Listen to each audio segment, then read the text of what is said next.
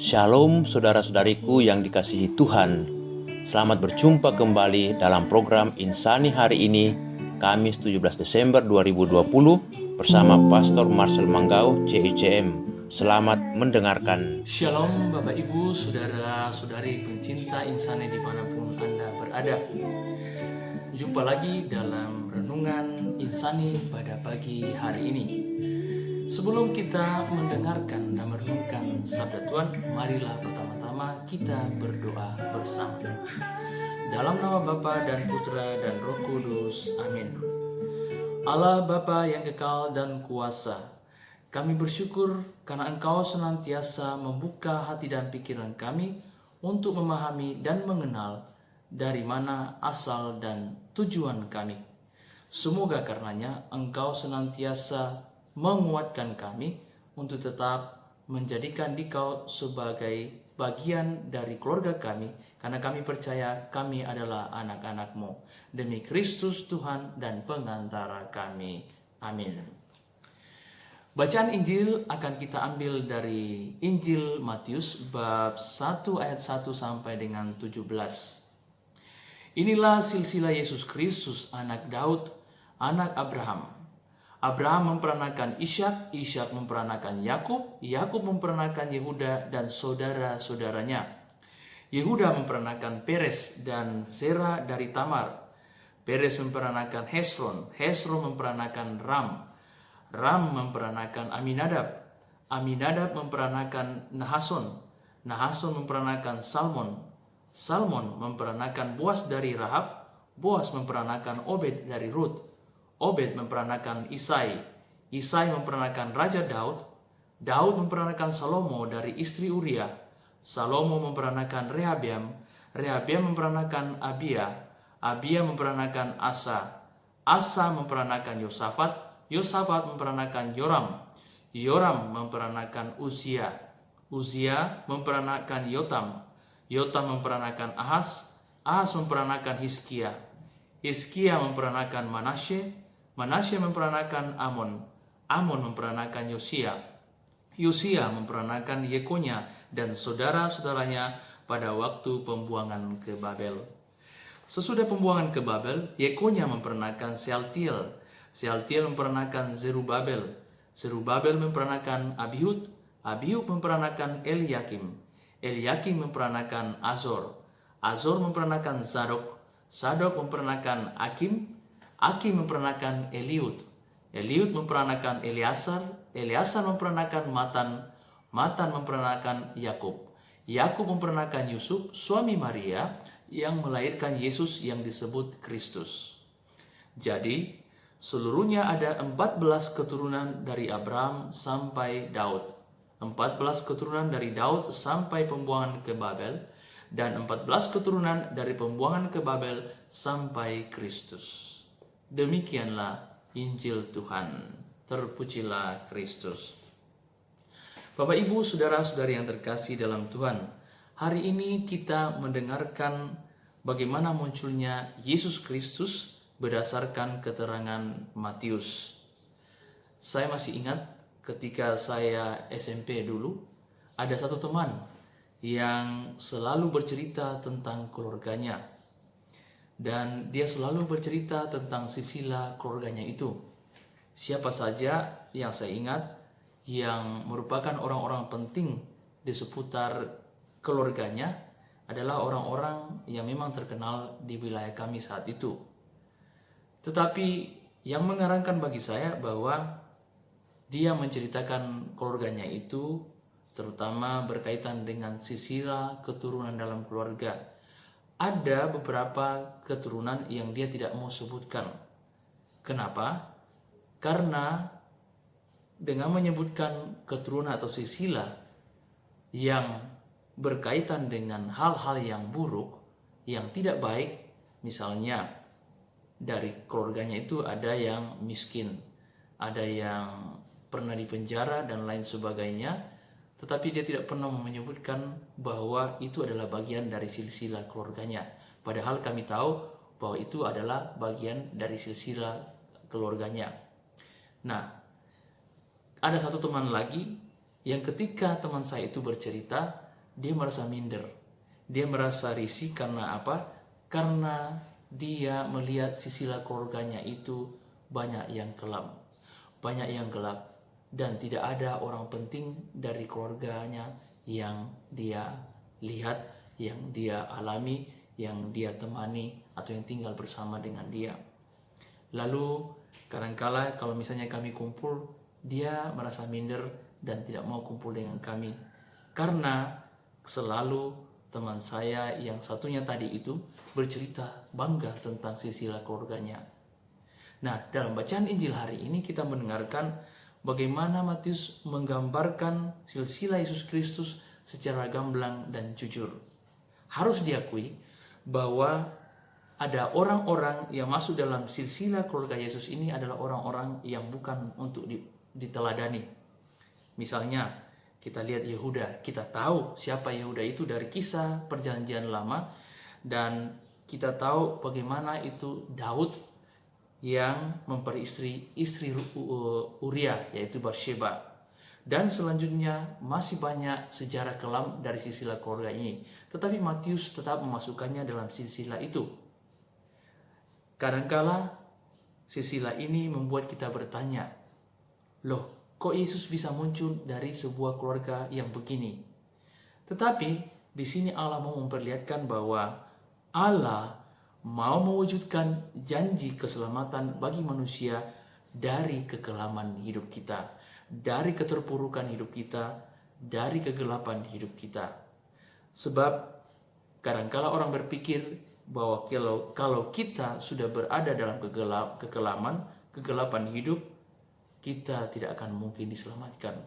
Justru dengan silsilah ini Allah mau menyatakan, atau Matius mau menunjukkan bahwa Allah bisa mengubah kegelapan menjadi terang, mengubah kejahatan menjadi kebaikan, mengubah yang buruk menjadi yang baik. Nah, inilah sebuah harapan bahwa ternyata dalam kehidupan kita setiap hari, ketika kita mengalami kegelapan, ketika kita ambruk, ketika hidup kita jauh dari Tuhan, jangan berpikir bahwa kita tidak akan diselamatkan, sebab Tuhan datang untuk orang-orang yang seperti ini. Silsilah kehidupan Yesus, silsilah keluarga Yesus meyakinkan kita bahwa Allah ternyata mau menyelamatkan manusia dari kegelapan hidupnya. Dan muncullah juru selamat dari kegelapan hidup manusia di muka bumi ini, yaitu Yesus Kristus sendiri. Dalam silsilah itu kita melihat bahwa ternyata kita ini adalah bagian dari keluarga Allah, bukan lagi sebagai orang-orang yang hanya berkeliling atau berdiam di seputar bangsa Israel. Tetapi ternyata dalam silsilah tadi kita mendengarkan bahwa ternyata Matius memasukkan juga orang asing yang bukan dari keluarga asli bangsa Israel. Seperti tadi dikatakan tentang Boas, ya, kemudian ada juga Ruth dan lain sebagainya yang dikabarkan masuk dalam silsilah Yesus Kristus. Ini adalah orang-orang dari luar bangsa Israel. Nah, ketika kita melihat itu, berarti bahwa Tuhan tidak lagi memperhatikan manusia bangsa Israel sebagai yang diselamatkan, melainkan seluruh suku bangsa. Matius mau mengajarkan kepada kita bahwa untuk mewujudkan karya keselamatan yang dijanjikan oleh Allah tidak hanya terlibat dalam bangsa Israel saja, melainkan seluruh umat Allah. Nah, sekarang menjadi pertanyaan bagi kita. Kalau demikian, apakah kita juga bagian dari silsilah keluarga Yesus? Tentu ya, kita adalah bagian dari silsilah keluarga iman akan salib Yesus. Saudara-saudari pencinta insani dimanapun Anda berada, dalam bacaan Injil hari ini kita diberi kekuatan bahwa kita bukanlah orang-orang yang asing. Kita bukanlah orang-orang yang terbuang. Kita adalah bagian dari keluarga Allah karena iman kita akan Yesus Kristus. Silsilah keluarga yang sekarang mau ditunjukkan oleh Matius adalah tentang keluarga umat Allah. Bukan lagi keluarga bangsa Israel, melainkan keluarga umat Allah. Dengan memasukkan orang-orang asing dalam silsilah Yesus, ini mau menggambarkan bagi kita bahwa kita pun juga sebagai orang asing dari bangsa Israel dimasukkan dalam karya keselamatan Allah. Maka itu, saudara-saudari pencinta insani Anda, dimanapun Anda berada, hari ini kita diberi kekuatan, diberi harapan bahwa kita pun masuk dalam silsilah anak-anak Allah. Tidak perlu khawatir bahwa dalam hidup kita, dalam keluarga biologis kita, tidak ada orang-orang penting, atau dari silsilah keluarga kita ada orang-orang yang cacat, yang terbuang, yang menjadi penjahat, atau dipenjara, atau dikucilkan dalam masyarakat. Itu bukan lagi menjadi harapan kita. Harapan kita ternyata adalah kita ini termasuk dalam silsilah keluarga Allah. Kita adalah anak-anak Allah. Tidak ada lagi silsilah dalam artian hamba, bangsawan, raja. Karena kita semua sama di hadapan Allah. Bagian dari keluarga kita adalah bagian dari keluarga Allah. Allah menjadi kepala keluarga kita, dan Yesus Kristus lah yang mempersatukan kita menjadi bagian dari keluarga itu. Dengan sakramen baptis, kita disucikan, kita dibersihkan, dan kita diangkat menjadi anak-anak Allah. Sisa sekarang menjadi pertanyaannya, apa yang saya buat sehingga saya tetap menjadi bagian dari silsilah keluarga Allah yang meneruskan penggenapan janji Allah kepada sesama? Apakah saya mengikuti teladan Yesus Kristus, ataukah saya tidak mengikutinya?